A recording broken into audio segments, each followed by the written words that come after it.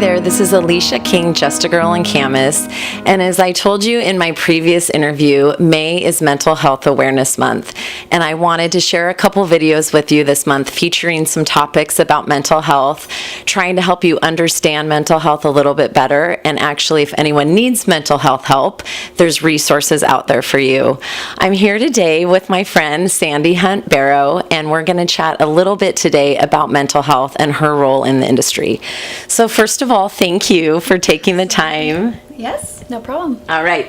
This is great. You're going to get a lot of good information today. Sandy has been doing this for, you said 20 years, right? Going up on 20 years. Yeah. Wow. 20 long years or? Great years. Great. So Sandy, one thing I want to start out with is I think a lot of people, when they hear about a therapist or a counselor, is a lot of people get a little bit of anxiety about that because what does that mean? Is something wrong with them or is their life falling apart? Tell me some different venues of therapy out there for people and what resources there are that people could use throughout their lives.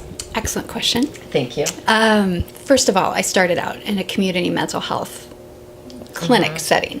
So that is where the poorest of the poor and the neediest of the needy are. And so that's really where I began. And resources are abundant, but you need to get them to the client. So that's kind of where I got my start, that and the battered women's shelter. Wow. So those are important. And there's mental health issues that need to be addressed. And so that's one place you can start, and money isn't an issue. Obviously, there's state-funded resources.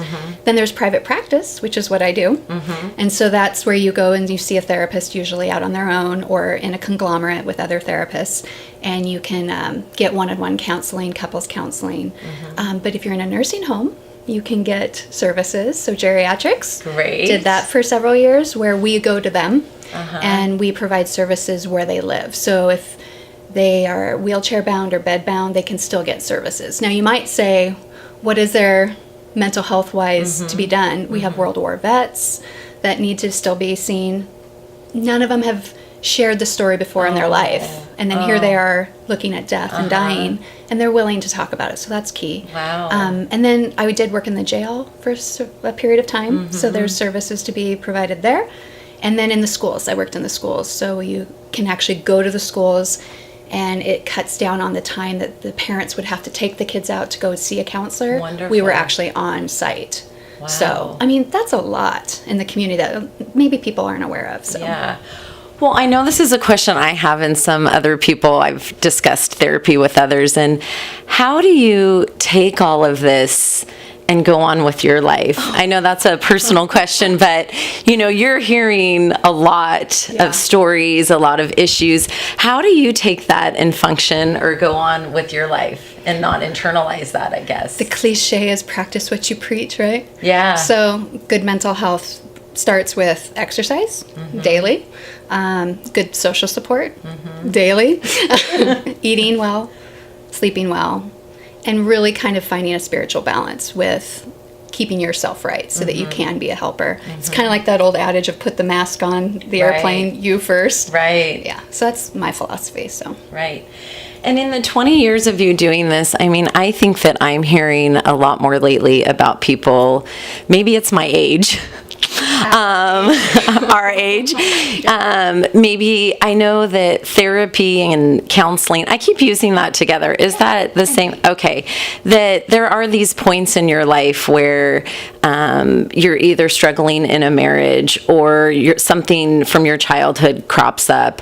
I feel like a lot more people are starting to see therapy as an option. Are you seeing that, or how have you seen that change in 20 years? Absolutely. In fact, it's not uncommon for someone to connect with me because they're seeking services for their child, and then they realize that they too want services. Or, you know, when I was in the nursing homes, the children of the people I would see would say, well, what about me? You know? And so the life transitions that you were discussing can propel you into a state of need where maybe the divorce unsettled you more than you thought. And so you would need some support. And by all means, go seek support when you're going through a huge transition that maybe has knocked you off your feet. It doesn't mean that you are I guess the word's crazy that people sometimes say you have to be crazy to seek services. No, you have to struggle sometimes, and we all struggle. Right. All struggle. So. Sometimes those friends groups can't fix all your struggles. No, nor do they want to. It's like, go talk to somebody. Right, So, right. Yeah. Well, one thing that's really on my radar lately, I think it's where my kids are in their lives, and I know it's in the media lately. And actually, I know you specialize with teens. And we're in a new time, and I'm sure every generation has said this, but we're in the time of devices and social media. What could you say to young people out there, and actually also to parents of young people? Because I do think there are some serious issues going on that A, need to be addressed, and B, there need to be some resources and help out there at this time. Oh my goodness. Well, suicide, first of all, and then cyberbullying. I mean, these are things that, well, suicide's been around for a while, but cyberbullying's fairly new, and it can get extreme. And the parents, I think, don't understand that to just turn off the social media isn't an option. I mean, it feels like it's not an option for them. Sure, if you take it away or... Yeah, and that's their whole solution is, well, we'll just take away the iPhone and they won't hear the bullying anymore and they won't be suicidal. 80, I think the last statistic I just heard was like 86% of the U.S. have iPhones. Not iPhones, but like a device or access to social media. So that's a huge percentage. So anyway, I think the bulk of the question is like, what do we do? And I think the teens are struggling just as much as we always have, but we have new struggles. Does that make sense? Okay. And so to have someone who can relate to teens, that's key. So I guess looking young is good because they never know how old I am, which is good. You're right. So I just kind of act as young as I can. Right. Doesn't work. Does it start you thinking about where our world's going in a hopeful way, or are you Always hopeful. Yeah. Okay, first of all, if you ever want to get hopeful, deal with death and dying. Okay. Seriously, go spend time with people who are on their deathbed. Talk about hope. Because when it all boils down to, I love you, I forgive you, please forgive me, thank you. I mean, it all kind of boils down to the basics. You're right. It's not about your bank account. It's not about all that superfluous stuff. Yeah. So anyway, there's the hope. She's trying to get me teary today, okay? Forgive and be thankful. I think those are two great messages there. So, Sandy, I want to end with, where can people go, or where should people start when they feel like they have something that they want to talk about? Where, search your insurance for providers, just get on the computer. Where do you think that people should start this journey if they feel like talking to someone would help their lives and benefit them? You mentioned two things. One is computer. Psychology Today is a place that you can go. Good resource. And it has literally like pictures of the counselor, their bio, what insurance, you mentioned that, what insurance they accept, and then you can kind of narrow down the playing field to who you could go see.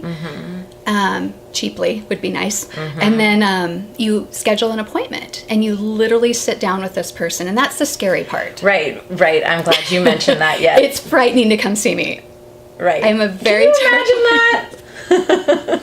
So once you get in with somebody and you talk with them and you realize this is somebody I could see, then you're on your way. You know what I mean? You just go for it. But if at the end of the session, and I always say this, first session, if at the end of the day you want to say, Sandy, thank you very much for your time, but I need a referral, it won't hurt my feelings. I promise it won't hurt my feelings. But I would help you find somebody who might be a better match. So, But finding a match. Find a match. And then try it. I mean, what's the worst thing that can happen is you wasted an hour? Yeah. Absolutely. So it's making that phone call, I think, and making it to that first appointment that's key. And I think that's a good point, making sure it's a match. If you dread going to see that person, or you feel like you're not opening up fully, it's probably not the best match for you.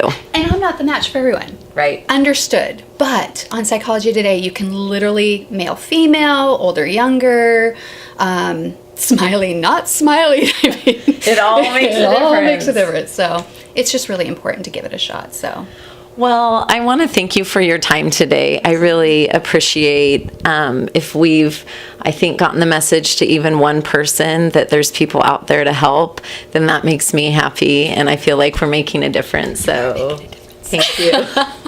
Really together. appreciate right? that. That's right. All right. And I want to tell all you out there, I know that this sounds, I tell this to several people, but I think when we're born, we should be assigned a therapist. I really do. That's my theory. That's my idea going forward. There's just so many things in life that to have a cheerleader that's not family or friends or someone that will listen, I think there's certain times that are very pivotal and important. So if you feel that you're struggling out there, please reach out. There is help. There are resources. And I hope today enlightened you a little bit about mental health. So this is Alicia King, Just a Girl in Camas. Thank you so much.